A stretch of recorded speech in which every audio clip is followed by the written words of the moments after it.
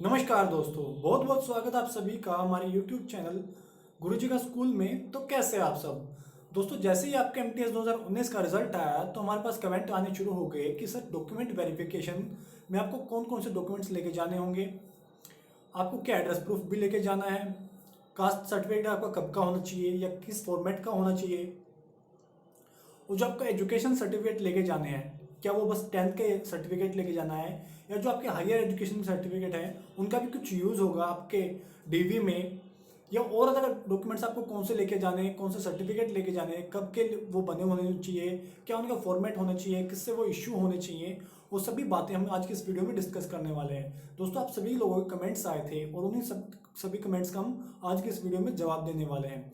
दोस्तों अगर आपके कोई डाउट्स इसमें रह जाएं या कोई पॉइंट हम कवर नहीं करा पाए तो प्लीज़ आप उन्हें नीचे कमेंट सेक्शन में ज़रूर बताएं, या हमारे टेलीग्राम डाउट ग्रुप को ज्वाइन कर लें। वहाँ पे आपको डिफरेंट कैंडिडेट्स मिलेंगे, या तो वो आपके डाउट को क्लियर कर देंगे और हम भी वहाँ अवेलेबल रहेंगे आपके डाउट्स आंसर करने के लिए। दोस्तों अगर आप टेलीग्राम पे नहीं भी हैं तो आप फेसबुक पे, इंस्टाग्राम पे, ट्विटर पे अपने डाउट्स इजीली पूछ सकते हैं, या आप हमें मेल कर सकते हैं। नीचे दिए हुए मेल में डिस्क्रिप्शन में आपको इन सब का लिंक मिल जाएगा।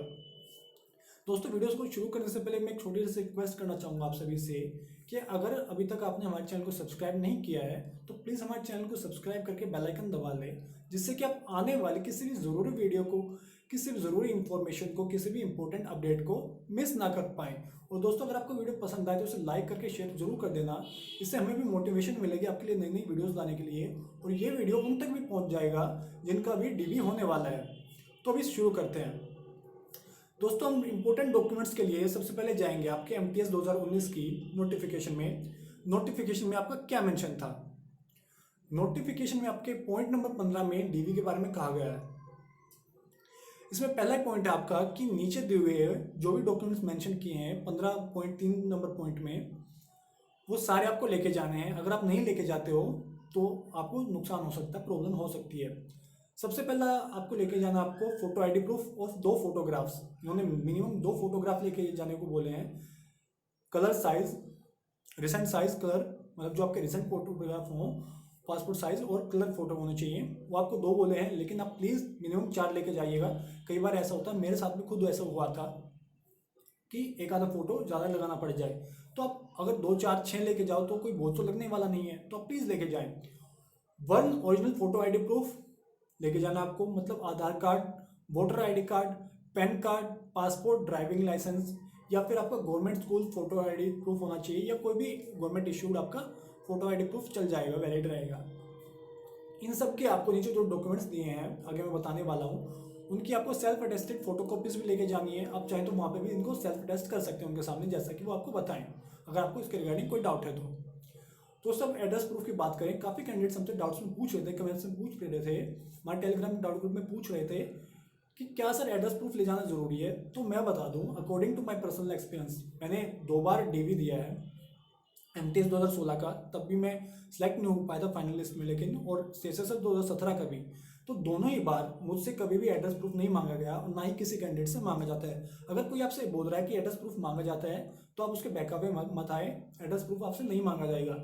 हाँ, अगर आधार कार्ड में आपका एड्रेस मेंशन है, जो कि सभी में मेंशन होता है, तो कोई प्रॉब्लम नहीं है, लेकिन एड्रेस प्रूफ आपसे अलग से नहीं मांगा जाएगा। अगर आपका परमानेंट एड्रेस अलग है और कोरस्पोंडेंस एड्रेस अलग है तो भी कोई प्रॉब्लम नहीं है। वो सिर्फ और सिर्फ मैटर करेगा जिस पे आपके बाद में लेटर्स आएंगे, या आपका अपॉइंटमेंट लेटर वगैरह या वो अदर फॉर्मेलिटीज आएंगी। तो ये तो बात होगी आपकी फोटो आईडी प्रूफ की। दूसरे नंबर पे आपको लेके जाना है, आगे जो इन्होंने सारी चीज़ें मेंशन की हैं उनमें आपको लेके जाना है सबसे पहले मैट्रिकुलेशन सेकेंडरी सर्टिफिकेट, जो आपका 10th क्लास का सर्टिफिकेट है वो आपको लेके जाना है।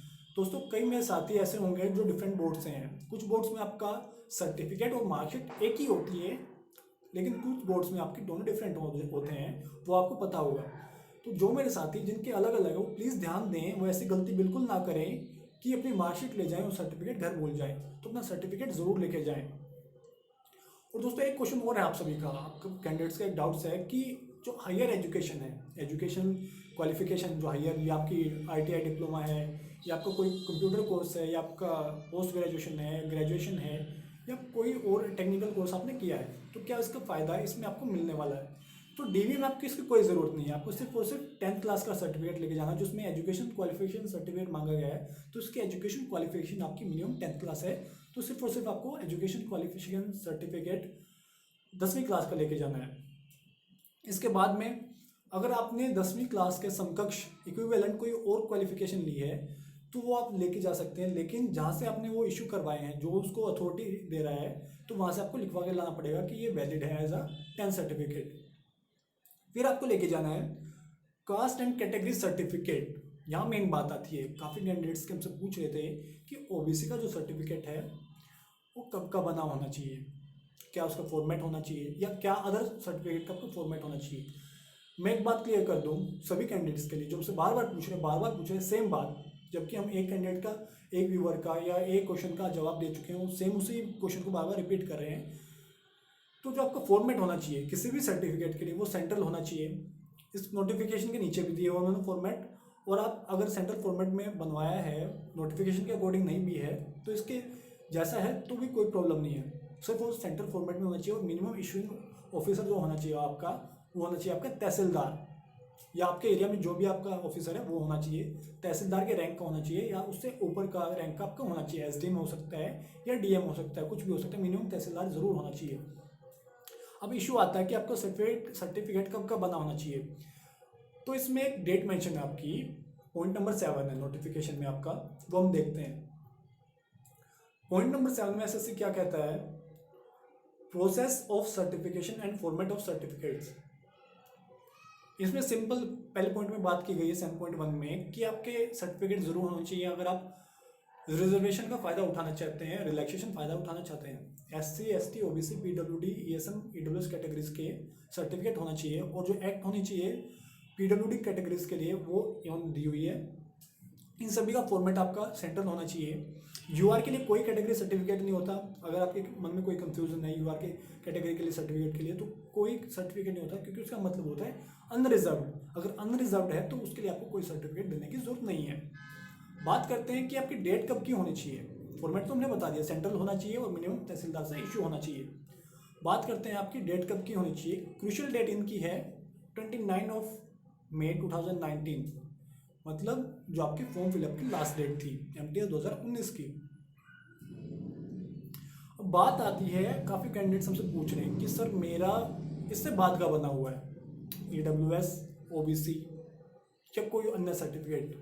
पहली बात तो एमटीएस 2019 के लिए ये बात सिर्फ और सिर्फ ओबीसी के लिए अप्लाई होती है, क्रूशियल डेट वाली। अदर कैटेगरीज के लिए अप्लाई नहीं होती, क्योंकि ये नोटिफिकेशन में कहीं पे भी मेंशन नहीं है। अगर कोई आपसे कहे कि कट ऑफ डेट से पहले या बाद का बना है ओबीसी से अलग किसी अदर कैटेगरी के लिए, तो आप उनसे बोलें कि सिर्फ और सिर्फ नोटिफिकेशन में ओबीसी के लिए मेंशन है।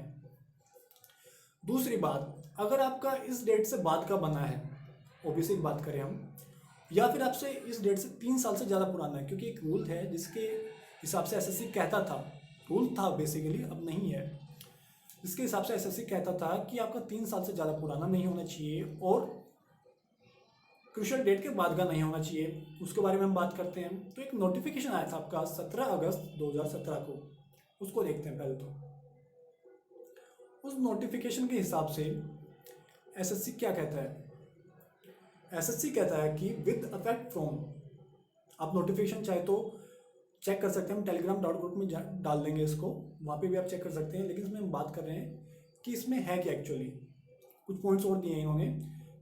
तो इनका कहना है कि विद अफेक्ट फ्रॉम 23 जनवरी 2017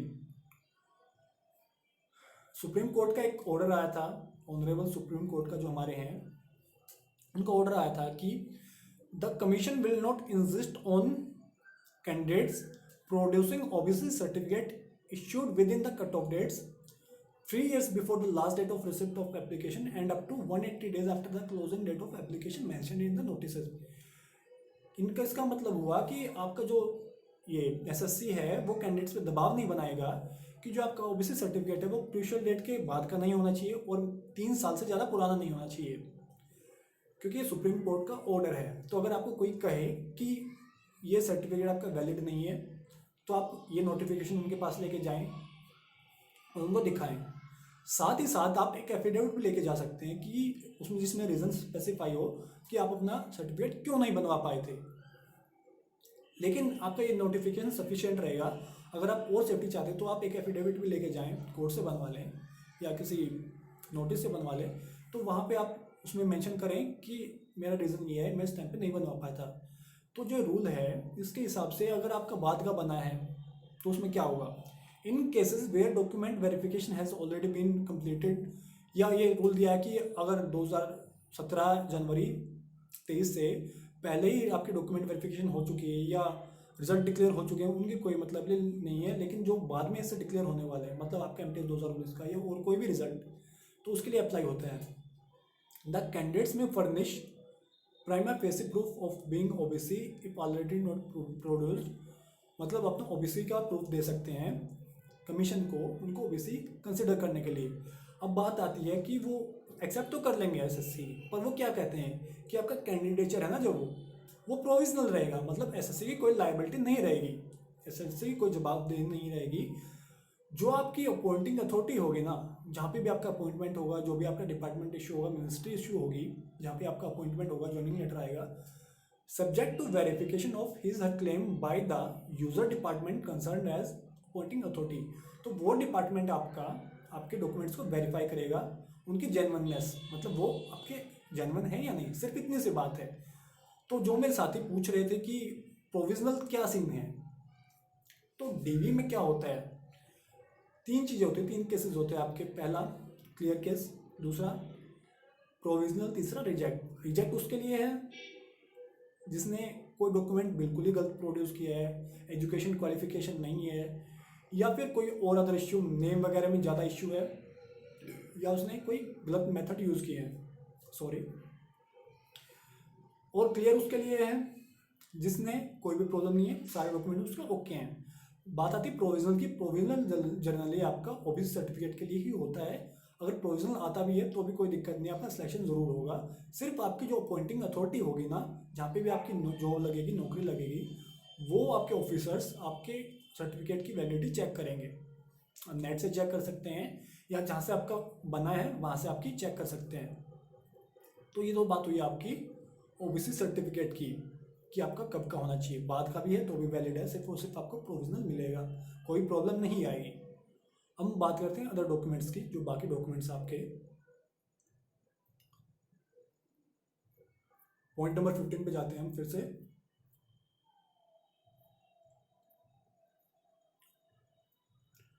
तो बात हो गई आपकी कास्ट सर्टिफिकेट की। आपका अगर पीडब्ल्यूडी कैटेगरी से हैं तो आप वो डिसेबल्ड, फिजिकली डिसेबल्ड कैटेगरी से, तो अपना सर्टिफिकेट ज़रूर लेके जाएं। ईएसएम कैटेगरी से हैं तो अपना डिस्चार्ज सर्टिफिकेट लेके जाएं या सेल्फ डिफेंस पर्सनल सर्टिफिकेट लेके जाएं, एनेक्सर फॉर्म में दिया है। अगर और कोई आप रिलैक्सेशन लेना चाहते हैं तो उसका रिलेवेंट सर्टिफिकेट लेके जाएं। अगर आप ऑलरेडी कहीं जॉब कर रहे हैं तो आप वहाँ से एनओसी लेके जाएं, गवर्नमेंट जॉब कर रहे हैं तो वहाँ से एनओसी लेके जाएं। और एक candidates who claims change in their name, अगर किसी ने नेम चेंज कराया है, स्पेशली वीमेन कैंडिडेट्स के लिए। और दोस्तों एक डाउट और था हमारा कि जो मैरिड वुमेन है उनके लिए कोई स्पेशल डॉक्यूमेंट्स, तो उनके लिए कोई स्पेशल डॉक्यूमेंट्स नहीं है। इन केस उन्होंने नेम चेंज किया, जैसे लास्ट नेम चेंज किया हो, तो उसमें आपका रीमैरिज हुआ है या मैरिज हुआ है या डिवोर्सी है, तो उनके लिए in case of marriage women photocopy of husband's passport, आपको हस्बैंड की पासपोर्ट लेके जाना है, उसकी फोटोकॉपी लेके जानी है, वो आपको शो करनी होगी, या आपको मैरिज सर्टिफिकेट लेके जाना है। और बाकी रूल्स इन्होंने दिए हुए हैं अलग अलग कैटेगरी के लिए। या फिर और कोई आपका डॉक्यूमेंट जो स्पेसिफाई कर दे डीबी के टाइम पे, एडमिट कार्ड में आपका, जो आपका एडमिट कार्ड जरूर लेके जाना है अपना, जो डीबी का आएगा, तो उस टाइम पे अगर आपका कोई और डॉक्यूमेंट मेंशन कर दे एसएससी, तो वो भी आपको लेके जाना है। दोस्तों आप लोगों का एक और डाउट था कि आपको एप्लीकेशन फॉर्म लेके जाना है या नहीं, क्या एप्लीकेशन फॉर्म आपका ज़रूरी है या नहीं। जो आपने फॉर्म अप्लाई किया था तो वो आपका ज़रूरी नहीं है, ना ही आपका टायर 1 और टायर 2 का एडमिट कार्ड ज़रूरी है, सिर्फ और सिर्फ आपका टायर 3 यानी कि आपका डीवी का एडमिट कार्ड ज़रूरी है। दोस्तों ये सभी बातें थी जो हम आज की इस वीडियो में डिस्कस करने वाले थे। और बाकी और कोई डाटा आपके रह गए हों, कोई क्वेरीज रह गई हों, तो प्लीज़ आप नीचे कमेंट सेक्शन में हमें बता दें। और दोस्तों हमारा जो पर्सनल एक्सपीरियंस रहा तो उसके अकॉर्डिंग आपको सिंपली कुछ नहीं होगा, वहाँ पे आप जाएंगे, डिफरेंट कैंडिडेट्स अवेलेबल होंगे, आपको लाइन में लगा दिया जाएगा। जैसे ही आपका टाइम आता है, आपकी शिफ्ट आती है, आपका बैच आता है, तो आपको कॉल किया जाएगा। जो भी आपके 100 कैंडिडेट्स हैं आपके बैच में, या 150 हैं या 50 हैं, जितने भी हैं उनको कॉल किया जाएगा। सबसे पहले आपका बायोमेट्रिक होगा, लेकिन अब की बार बायोमेट्रिक नहीं हो रहा है, तो आपका रजिस्ट्रेशन होगा, आपका नाम वगैरह लिखा जाएगा या जो आपकी डिटेल्स हो फिलअप की जाएंगी। उसके बाद आपको एक कमरा अलॉट कर दिया जाएगा, बता दिया जाएगा आपको उस रूम नंबर में जाना है। वहाँ पे आपके ऑफिसर्स बैठे होंगे, 4-5 ऑफिसर बैठे रहते हैं, 6-7 भी होते हैं, वो 1-2 भी हो जाते हैं, डिपेंडिंग उस कमरे की कैपेसिटी कितनी है। हर ऑफिसर के साथ उसका एक असिस्टेंट बैठा होगा। ऑफिसर आपके डॉक्यूमेंट को चेक करेगा, वेरीफाई करेगा, देन वो ओके बताएगा कि आपका ओके है या नहीं। आपको बोलेगा कि इनको सीक्वेंस में लगा दें, आपके फोटोग्राफ वगैरह वहाँ चिपका दें, जो भी डिटेल्स आपको फिल करनी है वो फिल कर दे। और आपके ऑफिसर जो हैं वो पोलाइटली बात करते हैं। और फिर आपका फाइनली अगर आपके डॉक्यूमेंट्स ओके हैं तो वो कहेगा कि असिस्टेंट को कि इनकी डीबी शीट बना के दे दीजिए। वैसे आपके डिटेल्स एंटर करेंगे और आपकी डीबी शीट आ जाएगी। इन केस अगर आपके कोई डॉक्यूमेंट मिस हो जाते हैं या आपके डॉक्यूमेंट्स में कोई प्रॉब्लम है, तो आप उनसे रिक्वेस्ट कर सकते हैं, सर प्लीज़ मेरा ऐसे ऐसे डॉक्यूमेंट मिस है या वो रह गया है या किसी कारण से अभी अवेलेबल नहीं है, लेकिन मैं जल्दी अवेलेबल करा दूंगा 5 दिन के अंदर, 2 दिन के अंदर, हफ्ते के अंदर। तो प्लीज़ आप उनसे रिक्वेस्ट करेंगे तो वो ज़रूर मान जाएंगे। अगर वो जेंटल के ऑफिसर हैं तो मोस्टली आपके जेंटल ही होते हैं। तो दोस्तों अगर आपकी कोई मिस्टेक है आपके सर्टिफिकेट में, नेम में कोई माइनर मिस्टेक है, तो आप उसके रिगार्डिंग एफिडेविट ले जाएं अपने जज से बनवा के, या कहीं और से अपने एफिडेविट लेके जाएं, जिससे कि आपको स्पेसिफाई कर पाएँ कि माइनर मिस्टेक है। अगर ज़्यादा मिस्टेक है तो आप उसे प्लीज़ अभी क्लियर कर लें, ताकि आपको बाद में प्रॉब्लम फेस ना करनी पड़े। दोस्तों जो भी हमने आपको डॉक्यूमेंट्स बताए हैं, प्लीज़ आप इनको ज़रूर लेके जाएँ, ताकि आपको डीवी के टाइम पे हम नहीं चाहते कोई भी प्रॉब्लम आपको फेस करनी पड़े और जो आपने मेहनत की अभी तक वो आपकी फेल जाए। दोस्तों आपको all the best, good luck आपके डीवी के लिए। और दोस्तों अगर आपकी कोई भी अपडेट आती रहेगी, हम आपको टाइम टू टाइम मेंशन करते रहेंगे। अगर आपने हमारा चैनल अभी तक सब्सक्राइब नहीं किया है तो प्लीज़ हमारे चैनल को सब्सक्राइब करके बेल आइकन जरूर दबा लें। इससे आप आने वाली ज़रूरी अपडेट, ज़रूरी वीडियोस, इंपॉर्टेंट इन्फॉर्मेशन नहीं मिस कर पाएंगे। दोस्तों हमने एक बात देखी है कि हमारे चैनल पे जो ट्रैफिक आ रहा है, जो ऑडियंस आ रही है, वो वीडियो देखती हैं। 80% ऑडियंस ऐसी है जो वीडियो ज़रूर देखती हैं लेकिन सब्सक्राइब नहीं करती। तो प्लीज़ हमारे चैनल को सब्सक्राइब करें, इससे हमें भी हेल्प मिलेगी और आपके लिए नई नई वीडियोज़ लाने के लिए हमें हिम्मत मिलेगी। दोस्तों अगर आपको आज का वीडियो पसंद आया तो इसे लाइक करके शेयर ज़रूर करें, इससे हमें मोटिवेशन मिलेगी। और ये शेयर अगर आप करते हो तो दूसरे कैंडिडेट्स तक भी ये इन्फॉर्मेशन पहुंच पाएगी। दोस्तों बस यही सभी बातें करनी थी। All the best, good luck. तो मिलते हैं आपसे भी नेक्स्ट वीडियो में, तब तक के लिए अपना ख्याल रखें। Stay home, stay safe, stay healthy. धन्यवाद, जय हिंद।